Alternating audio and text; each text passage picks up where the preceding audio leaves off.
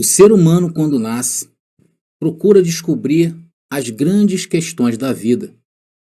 E nós fazemos três perguntas a nós mesmos enquanto estivermos vivendo, que são: de onde viemos, o que estamos fazendo aqui e para onde iremos. E durante toda a vida fugimos da dor e buscamos prazer nas coisas. Então, o problema para o ser humano passa a ser a dor. E a dor geralmente está atrelada aos aspectos negativos da vida. E não encontramos sentido na dor, na perda e na ausência. E isso nos força a buscar resposta para este lado negativo. Aí entram quem? As religiões e seitas.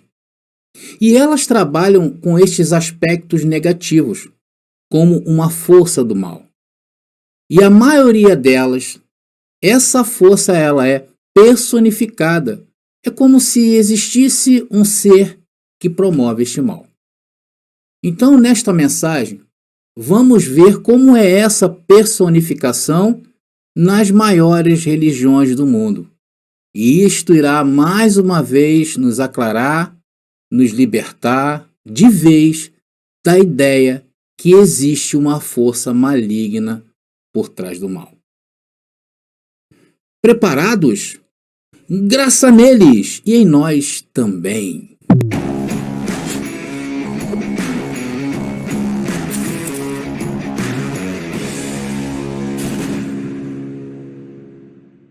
Olá, abençoados! Graça e paz, bem-vindos ao canal da Graça Pura. Me chamo André Pimentel. Que bom poder estar falando com vocês de novo, a família da fé. Afinal, somos a família da fé. E olha, nós somos hoje 15.500 abençoados que se sentiram motivados, né? Ou de uma forma ou de outra a nos acompanhar, a se integrar à família da fé, à família da graça pura. Eu quero agradecer a você, até mesmo quem sabe aí, se você é um crítico e se inscreveu no nosso canal, muito obrigado, porque as mensagens nossas, ela tem esse intuito de fazer você pensar. Não é fazer você pensar igual a minha, é fazer você pensar. Mas comentem, abençoado, comentem à vontade. E eu queria pedir a você que ainda não se inscreveu, não faça isso, se inscreva em nosso canal, faça isso hoje mesmo, porque grandes coisas o Senhor vai nos revelar, está nos revelando, e isto está mudando a nossa vida, está mudando o nosso comportamento, está mudando o nosso caráter, não é verdade? E olha, hoje nós vamos falar de uma mensagem tremenda, eu vou abordar aqui o que pensam algumas religiões sobre o mal. Olha, vai ser uma mensagem esclarecedora e ela vai começar nesse exato momento. Bom, vamos falar da primeira religião, que a proposta aqui é trazer o que as religiões pensam sobre a questão do mal, né? Eles sempre usam uma personificação, um personagem para trazer o mal. A primeira religião que vamos trazer ao entendimento é o judaísmo. O judaísmo, como também o islamismo, foram uma das primeiras religiões do mundo e existem até os dias de hoje. Todos sabem que essa religião, a religião judaica, ela originou o cristianismo, que vamos ver um pouquinho mais na frente também. Mas o interessante é que no judaísmo, diferente do cristianismo, não achamos uma figura, né, um ser em que eles acreditam ser o mal. Diferente do cristão, que vocês sabem que essa concepção do diabo como ser só apareceu depois com o aparecimento do cristianismo.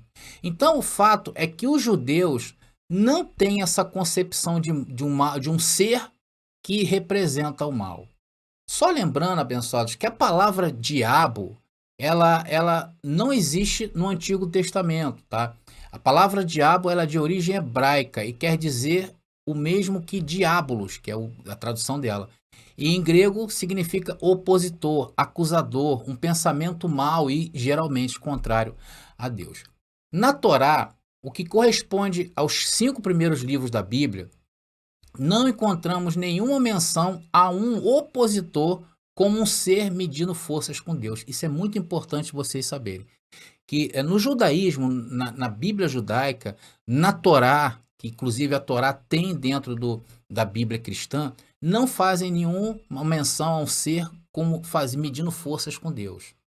Em todo o Antigo Testamento, a palavra Satanás, tá? A palavra Satanás era uma palavra de origem hebraica, que quer dizer o mesmo que diabolos em grego. Ela só aparece duas vezes, uma no livro de Jó e outra no livro de Zacarias. No livro de Jó, né, na história, quando apareceu o livro de Jó na história, foi ali depois que Israel conseguiu se livrar do exílio da Babilônia. E, amados, e é provável que nessa época, né, em que eles estavam escravos da Babilônia, devido aos seus algozes persas, conhecido como os satrapas, né, no livro de Daniel fala muito sobre os satrapas, né?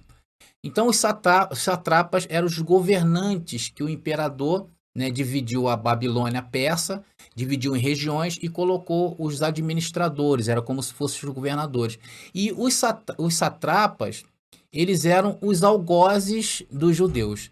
Então, os judeus, quando passaram por aquele cativeiro, tá, da Babilônia, eles assimilaram o mal a estes governantes das províncias persas, que seriam os satrapas, tá? Já em Zacarias, Satanás aparece como um opositor, um opositor a um anjo do Senhor. Lá em Zacarias está escrito lá. Não trouxe, vou deixar aí depois para vocês a referência aí embaixo na descrição. Então, amados, dentro do judaísmo mais conservador, eles acreditam que Satanás é um agente de Deus, um anjo que lida com o mal e que é controlado por Deus. Isso explicaria a passagem de Zacarias. Já os judeus ortodoxos enxergam Satanás como uma metáfora para uma eventual inclinação humana para o mal. E na Torá, o livro da lei, de uma forma geral, o mal nada mais é do que a imaginação humana. Vamos ver em Gênesis capítulo 6, versículo 5, que diz ali, olha: E viu o Senhor que a maldade do homem se multiplicara sobre a terra, e que toda a imaginação dos pensamentos de seu coração era só má continuamente. E Jesus falou também sobre isso, né? Jesus de Nazaré, ele usou essa parte da Torá para falar que os males do ser humano vêm do seu próprio coração. E aí é onde Jesus tirou. E também mais na frente, essa ideia ela é reforçada em Gênesis capítulo 8, versículo 9. Gênesis capítulo 8, versículo 21, desculpa. Tá ali. Gênesis, tá bom, abençoado? Gênesis capítulo 8, versículo 21, que diz: E o Senhor sentiu o cheiro, o suave cheiro, e o Senhor disse em seu coração: Não tornarei mais a amaldiçoar a terra por causa do homem, porque a imaginação do coração do homem é má, olha aí, desde a sua meninice, e nem tornarei mais ferir a todo o vivente como fiz. Depois, aí foi após o dilúvio, né? Deus ele vai se pronuncia e diz que ali não vai mais ferir o homem, tá? Porque ele entendeu que o homem tem essa inclinação do mal. Então, essa é a percepção que a Torá tem, e isso segue, né, o judaísmo até os dias de hoje. Então, eles não têm, por exemplo, como a religião que vamos falar agora, que é o cristianismo, que veio do judaísmo, é importante também falar isso, né? O cristianismo ele não conservou em suas bases em relação ao pensamento judaico, ele não conservou. Tanto que ele atribui hoje a um ser espiritual chamado diabo e que mede com forças com Deus o tempo todo. Então, mais tarde, nos seus ensinamentos, o cristão, né, o diabo se tornou um ser espiritual, responsável pela maldade no mundo. Então, dentro do judaísmo não tinha essa ideia. E a religião cristã se originou da base judaica, sendo que lá eles acharam um ser espiritual e resolveu fazer desse ser espiritual um ensino. Então, desde que a Igreja Católica chegou ao poder, isso passou aí pela invasão bárbara, o exército dos cruzados, as inquisições que houve na Idade Média, os abençoados sabem que houve as inquisições, né? E as religiões e seitas que eles consideravam pagãs, o que eles faziam? Eles destruíam, ou seja, tudo aquilo que se opunha ao poder da Igreja Católica, desse império, era visto como o quê? Como representantes de Satanás. Inclusive, abençoados, o exército dessa igreja, o cruzado, né, os cruzados, o maior incentivo que os soldados recebiam era que aquele exército era o exército de Deus. Então, quando ele se alistava nos cruzados, né, um cristão ele passava a ser soldado, ele recebia essas informações, esses ensinamentos, dizendo que aquele exército era o exército de Deus. E o inimigo a esse exército era o exército do diabo. Agora, vocês pensam bem que esse tipo de pensamento é comum. Veja quantos abençoados mesmo, né, do sistema que entram nesse canal e me chamam de servo de Satanás, não é verdade? Porque essa mesma mentalidade, esse mesmo ensino que foi ensinado para os soldados que entrava na base militar da Igreja Católica, do exército da Igreja Católica, eles tinham esse pensamento e hoje não é diferente. Não é verdade? Eles chamam a gente de anticristo, de falso profeta. Então essa é a cultura difundida entre eles.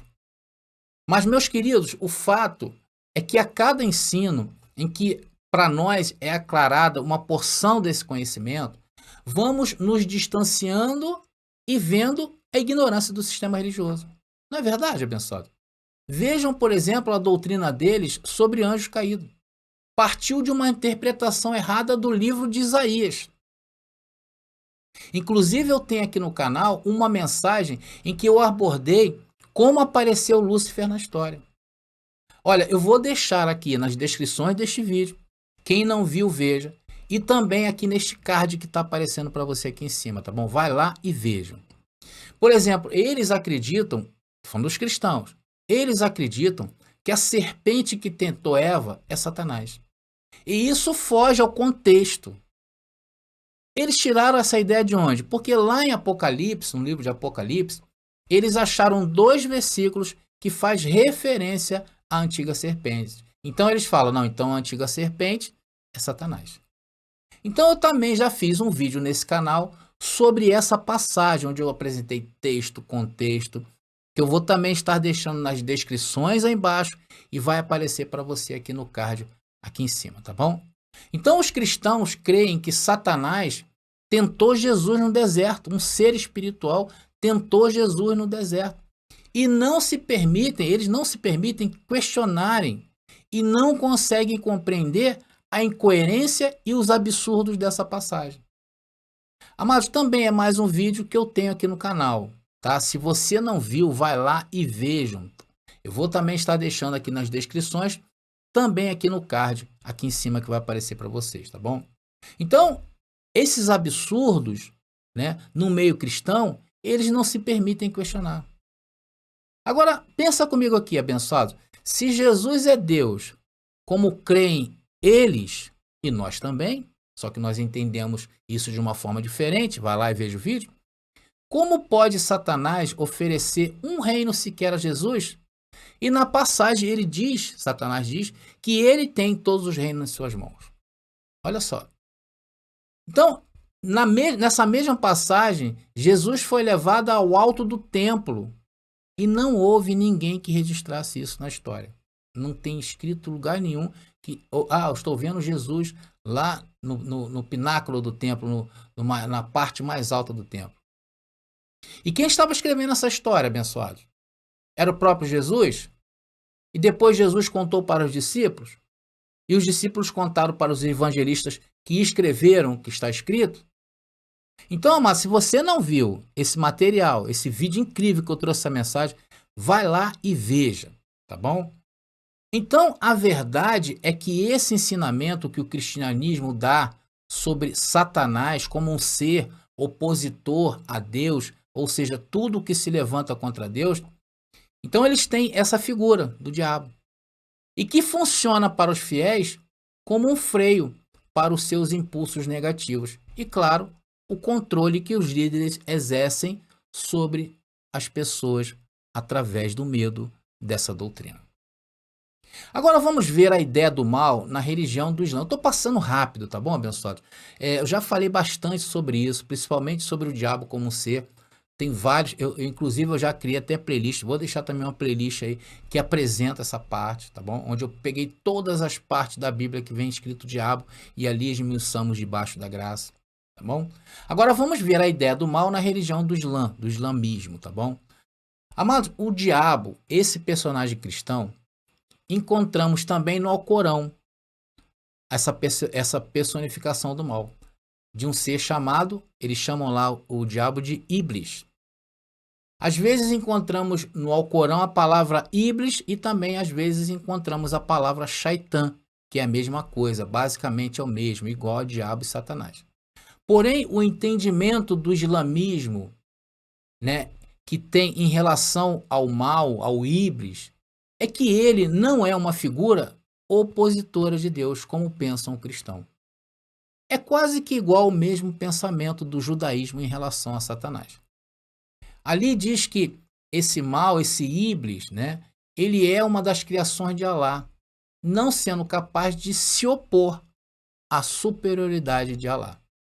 O Corão narra que quando Alá criou Adão do barro, Iblis, que havia sido criado do fogo, se recusou a prostrar perante Adão. Alá tinha ordenado que todos os seus anjos se prostrassem perante Adão, isso segundo o Corão, tá bom? E Iblis se recusou. E a conclusão foi: Iblis foi expulso por Alá do paraíso. A partir daí começou a saga do Iblis em tentar o homem, né? E seu objetivo passa a ser desviar o homem do bem. Mas eu acredito que essa história ela tenha como base a tradição do ensinamento sobre anjos caídos. Porém, como eu sou leigo nesse assunto, eu teria que ter o entendimento de árabe e eu não tenho, tá bom, abençoado? Mas esse entendimento que eu estou trazendo para você é como o Islã enxerga a figura do mal. Para os muçulmanos, o bem e o mal é proveniente de Alá. E para eles, somente Alá é capaz de salvar o mundo e livrar a humanidade da maldade. Iblis, ou Shaitan, como queiram, não é inimigo de Alá, diferente do diabo, dos cristãos, né, que é inimigo de Deus. Iblis é o inimigo da humanidade e a ação dele se dá em sussurros pecaminosos no ouvido de quem ele quer tentar. Ele vai lá e faça isso, faz aquilo, se você fizer isso vai se dar bem. Então ele faz esse tipo de... A proposta dele é essa, segundo o ensinamento do Alcorão. Diferente do diabo dos cristãos, né, abençoado? Que todo o poder de se opor a Deus, né, ele existe. Já Iblis é bem limitado. Eles só tentam o homem e nada mais. E que se o homem ceder a Iblis, a culpa é do homem. Tá? Ou seja, o homem colhe o que planta e não pode colocar a culpa em Iblis. Isso segundo o ensinamento, mais uma vez reforça a ideia, ensinamento do Islã. Então tem pontos que no judaísmo crê e no que o Islã crê se assemelham, né? Eles pensam o mal da mesma maneira, principalmente no que tange as passagens de Gênesis que eu citei nessa mensagem, porque o Alcorão também usa os 5 primeiros livros de Moisés, tá bom? Isso é bom, importante vocês saberem. Então, tanto o bem como o mal é uma percepção que todo ser humano tem e foi nos dado pelo próprio Criador Deus. E hoje, como não cremos na existência de um personagem que representa o mal, isso segundo o Islã, nós cremos que o homem é capaz de expressar o bem e o mal, ou seja, a carne representa a debilidade e o espírito é onde reposa as coisas boas de Deus. Assim cremos na graça, em graça, tá bom, abençoado? Agora, na quarta parte dessa mensagem, vamos ver como pensam o hinduísmo e o budismo, para fechar, tá bom? Bom, eles também creem da mesma maneira que não existe a personificação do mal em um ser, e que tudo é resultado dos nossos pensamentos. E que somente parando de pensar, é interessante isso, somente parando de pensar, lá segundo a doutrina deles, encontraremos a paz. É isso que propõe essas duas religiões. Vamos analisar o hinduísmo. Então, amados, para eles não existe uma personificação do mal que chegue perto do diabo. Não existe, do diabo cristão. Eles reconhecem que todo ser humano é capaz de praticar o mal. E isso é até uma lógica, né? Todos nós reconhecemos o quanto o ser humano é mau. Existe uma lei que eles cultuam no hinduísmo chamada a lei de causas e efeitos, que o hindu chama de karma. Vocês já ouviram falar, né? Fulano tá num karma. Oh, pô, tô passando isso aqui. Tem muita gente que tem esse hábito, né? Eu estou com karma na minha vida. Então, o hinduísmo, eles entendem que o karma é tudo que a pessoa fez e hoje está colhendo. Ou seja, a cada ação corresponde a uma reação. E essa reação, ela vira uma ação que terá uma reação. E assim essa cadeia se prolonga sucessivamente. Eles entendem que isso tudo que acontece nos dias de hoje, a primeira ação vem de milhares de anos atrás. Por isso que dentro dos seus ensinos, eles ensinam as pessoas o quê? A meditarem, para praticar menos ação. Porque menos ação, menos reação. Eles creem que assim conseguem refrear os ímpetos do mal humano. Olha só. Então, no hinduísmo, o que mais se assemelha ao modo de pensar das outras religiões sobre o bem e o mal é que eles existem de duas divindades, tá? Eles lá creem que existem duas divindades, Devas e Asuras. São duas divindades. Os Devas seriam os deuses responsáveis pelos fenômenos naturais. E os Asuras, responsáveis pelos princípios morais e pela vida em sociedade. E neste caso, são representantes do mal, por causa dos fenômenos sociais que vemos nos dias de hoje, né, abençoado? E que não são nada bom. Então, o pensamento para eles resume aos fenômenos naturais, como sendo bom, e os fenômenos sociais, que engloba tudo o que entendemos por sociedade moderna. E ali existe o mal, né? O labor desta vida, né, abençoado? Toda essa luta dessa vida, ela para eles lá representa o mal. Por exemplo, o avanço industrial, né, visto como bom para o homem, por um lado, na realidade, por outro, traz sofrimento ao próprio homem e à natureza que o cerca. Sim ou não? Estamos vendo, o mundo atravessa uma crise de energia. O mundo atravessa uma crise em relação às calotas polares, que elas estão derretendo. Então, a renúncia a tudo isso seria o caminho para a pureza. E a ação seria o lado da destruição. Por isso que eles cultivam o quê? O pensamento, a meditação. Agora vamos falar rapidamente do budismo. Então lá existe o Buda, vocês conhecem, a figura do bem, e existe uma figura do mal chamado Manra. Manra, né? Manhan, se não me engano. Enquanto o Buda representa a iluminação, Manra representa a ilusão. São as forças que se opõem à iluminação. Em resumo, Manra, para o budismo, ele desvia o ser humano do caminho do bem e estimula o homem ao mal.